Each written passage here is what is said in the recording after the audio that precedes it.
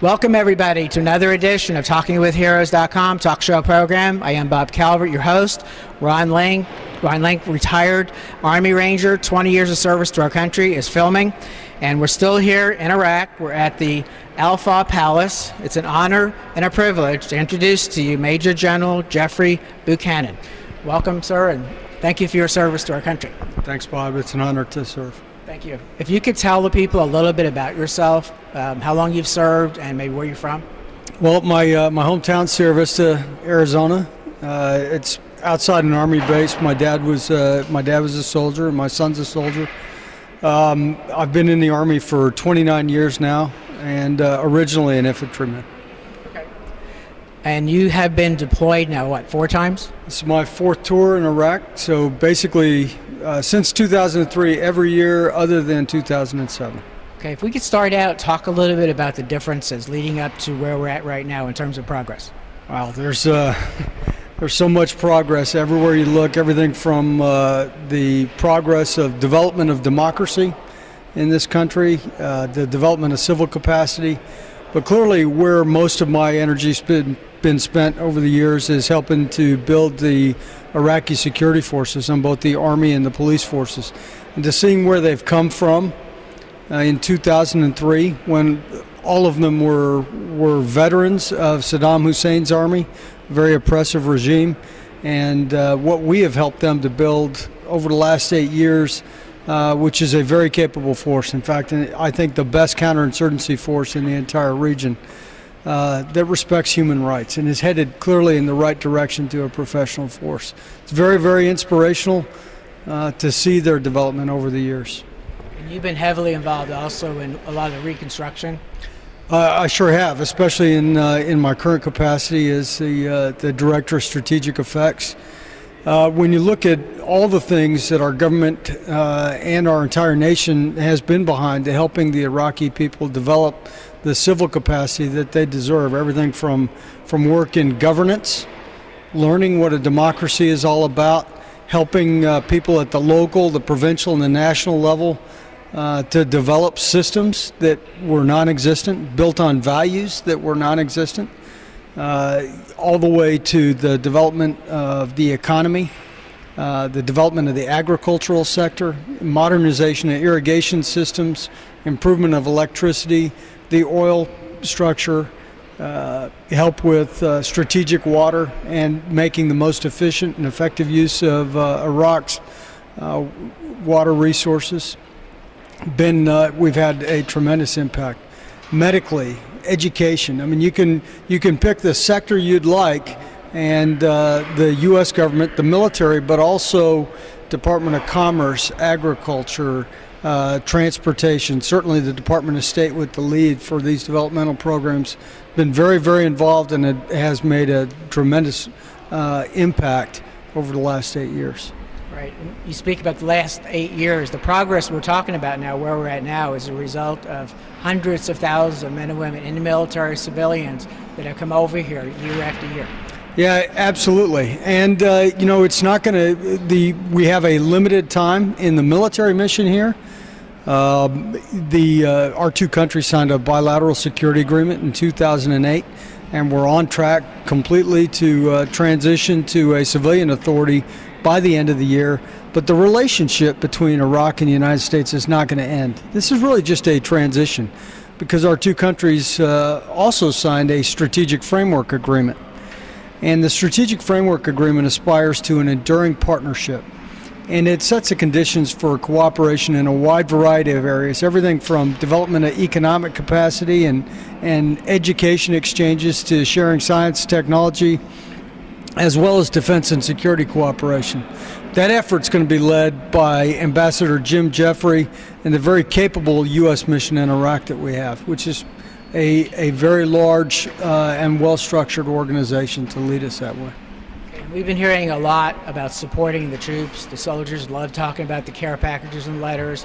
People need to know that we're going to have troops here at least till the end of the year, right? Yeah, absolutely. We will.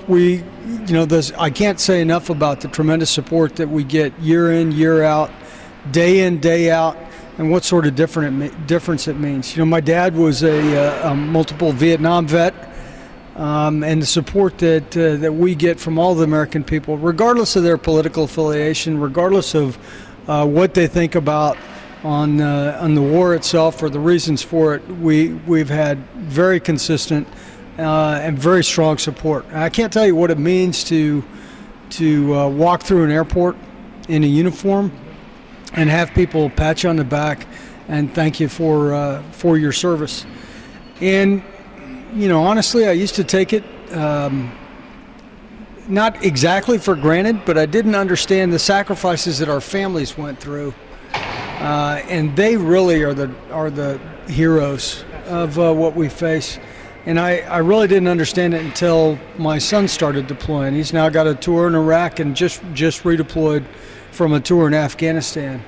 And to understand the tremendous hardship all of our families go through to support their soldier, sailor, airmen, Marines is it's very, very inspirational to be a part of it. And so we owe our thanks back to all the American people for their support. Sure. When you add up the hundreds of thousands of men and women that have been coming over here, we're talking millions of family members back home, and people that back home need to be thanking them.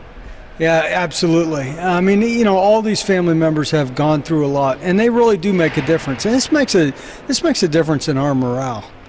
It makes it.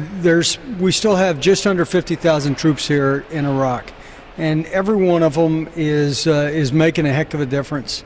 We have 3 major military missions under Operation New Dawn. The first one is to advise, train, assist, and equip the Iraqi security forces. And our second task is to continue to conduct partnered counterterrorism operations. Our third task is to support the civilian workers that come from the embassy as they work to build Iraq's civil capacity. We've been, busy as heck the entire year of we're now 10 months into Operation New Dawn. We've been busy as heck trying to accomplish as much as we possibly could in each of those areas. But our troops the morale is high. And their morale is high because they're busy, because they're achieving a lot, and they can see the progress they're making, but also because of the support of the people back home. People back home are going to see on videos like the missions we've gone on with the troops, even though it's hot, the heat. Now, people back home talking about the heat, well, 120 or higher, right? The troops are doing a great job here. Yeah, they are. And it's pretty inspirational, for an old guy like me to see what they go through every single day and the conditions they endure without a lot of complaint. They just shoulder the burdens and do what needs to be done. They do it without a lot of fanfare. But they know that they also know that they're making a difference. This is one thing, within the military, we have never had a problem in the last 8 years meeting our re-enlistment goals.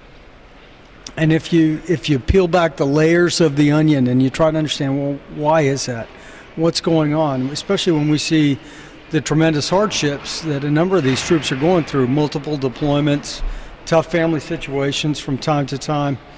Why is it that we haven't had a problem? That's because they make a difference. I mean, these young specialists and sergeants and lieutenants are making very, very important decisions every day, sometimes life and death decisions, but they're also making a difference. And although it's tough, it's very, very rewarding to be a part of it. And so, they are happy to serve, they're honored to serve, and it makes me really proud to be part of the organization that has the men and women like this as members. It's always an honor for me to come over and be with y'all.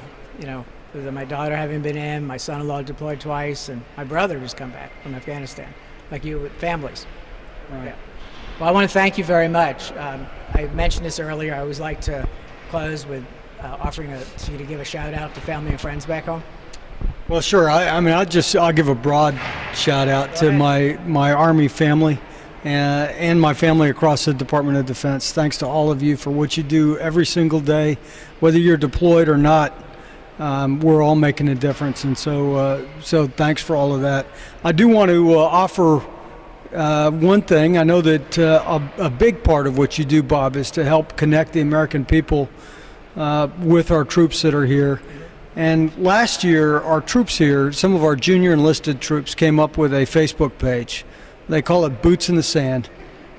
And it was a way to try to connect with the American people and keep them informed on what the 50,000 troops that are still here are doing on a day-to-day basis. So I want to offer to all those who may be viewing, good opportunity to find out what's going on in Iraq, what their troops are doing for them every day. If they jump on Facebook, go to Boots in the Sand and like that page. Yes, so just put Boots in the Sand in the Facebook search box and like it. Absolutely. Great. Thank you very much. I know you have other places to go. I appreciate you taking the time to talk to us and the American people. Thank you for your service to our country. Thank you, sir, and to our Ranger Sua Sponte. Yes. Yes, thank you. Now, if you could just get him in front of the camera, right? He'll probably, that's okay. Folks, once again, we've been here in Iraq. It's been an honor to meet and talk to Major General Jeffrey Buchanan. We have one more stop to make, and we will have completed this 2011 trip to Iraq, and I'll be heading over to Afghanistan next. Again, I want to thank Embry-Riddle Aeronautical University, embryriddle.edu, for making this trip possible. I wouldn't have been able to come here without their help. And they're continuing to help promote these stories, to get them out across the country. Also, Mark Lydon with the Veterans Do This, Get Hired Buck. And so help us get these stories out on YouTube, Facebook, share those stories, share the videos. And we'll be back with more on TalkingWithHeroes.com from Iraq.